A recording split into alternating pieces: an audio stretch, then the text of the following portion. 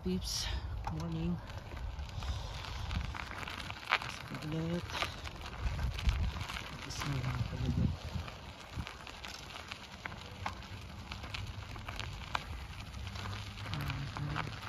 Tapos na talaga.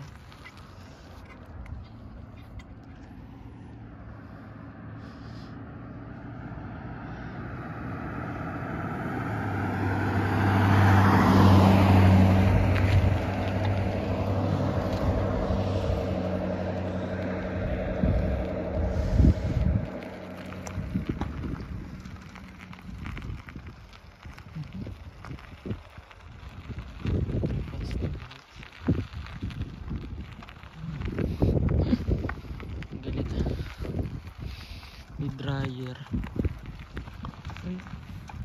and it still works.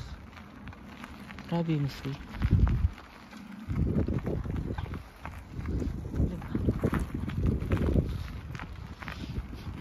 Grabe mga pinamimigay dito.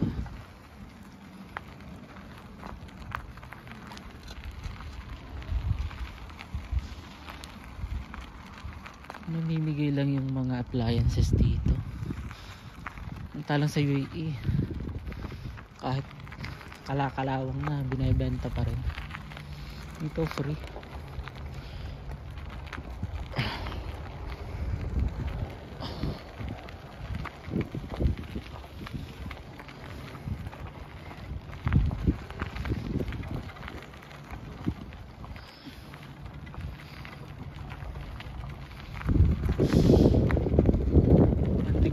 Celsius dito, so hindi masyadong malamig.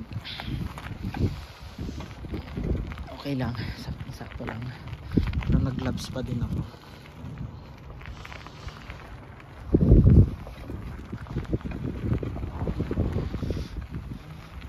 Yung population pala namin dito sa smoky like this, nasa 1,000 lang kami. Tapos kaming mga kabayan na naninirahan dito is nasa 50 lang. From 50 daw ako natin ako dito na Pilipino. Parang medyo nakakatakot yung daan kasi puro snow, medyo madulas, so dandahan lang tayo.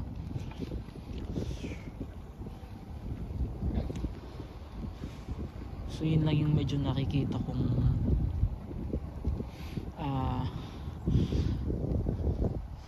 hindi naman sa hindi maganda, pero yun yung medyo negative side kapag naninirahan ka sa small town. Tapos grabe yung snow. Kapag naninirahan ka sa small town tapos kunti lang kayo, and karamihan kasi ng mga naninirahan dito is senior citizen. So yung downside is syempre yung population nila is madagdagan, is nababawasan kasi nakakaedad na sila, and yung transportation dito yung isa sa hindi ko nakikita ng maganda kasi talagang necessary na magkaroon dito ng sasakyan kasi wala ditong bus na pwede kang ihatid kung saan mo gustong pumunta dito. Pag wala ka talagang sarili mong sasakyan, may hirapan ka. So yung case ko, katulad sa akin, kapag pupunta ako ng city, makikisabay ako sa mga may sasakyan talaga kasi wala pa rin ako sasakyan.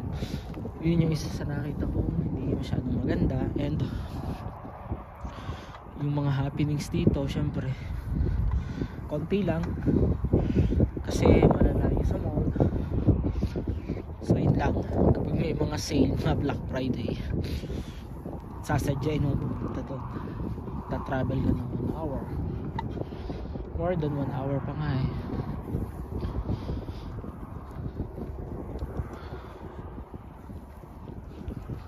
Kasi dito sa mga small town, especially dito sa area ko.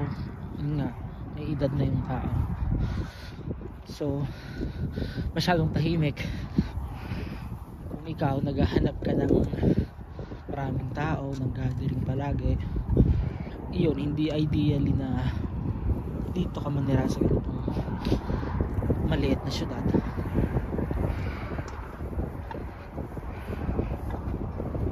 Pero for me naman,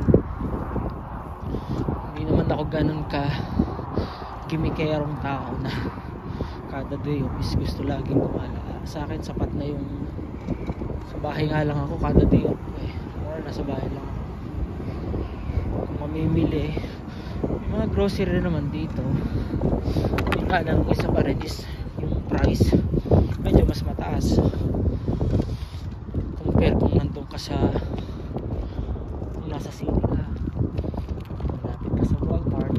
Dito kapag namili ka, kailangan pupunta ka ng city, mag-stock ka for 2 weeks or 1 month kasi talagang maglalaan ka ng oras kung gusto mong mamili doon. Yun nga, yung mga Filipino products dito sa area ko is wala.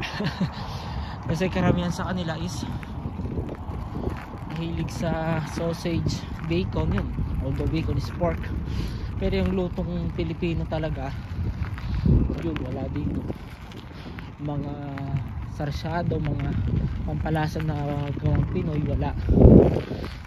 Kaya ang ginagawa ko kapag pupunta ng city sina Ninando, yun, magpapabili na lang ako, stock na lang sa bahay. Sa mga bata yun din, although dito naman maraming mga playground para sa mga bata, pero yung syempre yun ang hahanapin ng mga bata, yung syempre sa mall mas maraming magagandang pasyalan doon. Yun yung magiging difference. Kaya yung iba kong mga kasamang pamilyado dito talagang umaadika sila na sasakyan kasi kada day off nila sinasamantala nila pumunta na city kasi naboboard yung mga anak nila. Nakakaboring din naman talaga pagpalit-ulit ka lang na nandito. Pero sa atin kasi nagtitipid pa ako ngayon kasi para pag kinuha kong pamilya ko ready na rin ako, kaya as of now okay pa naman. So yun lang, dito na ulit ako sa work mga kapips. Today is Monday, tomorrow day off ko. Try ko bukas mag vlog, tutor ko kayo dito sa small town namin. So day off ko naman, so samantahin ko bukas. Let us see kapag wala masyadong ginawa, maglalaba rin pala ako pero tingnan natin bukas. So yun lang, hanggang dito na lang mga kapips. Back to work na ulit ako. Dami ng snow, nandito na sa sapatos ko. Yun lang, see you, bye bye.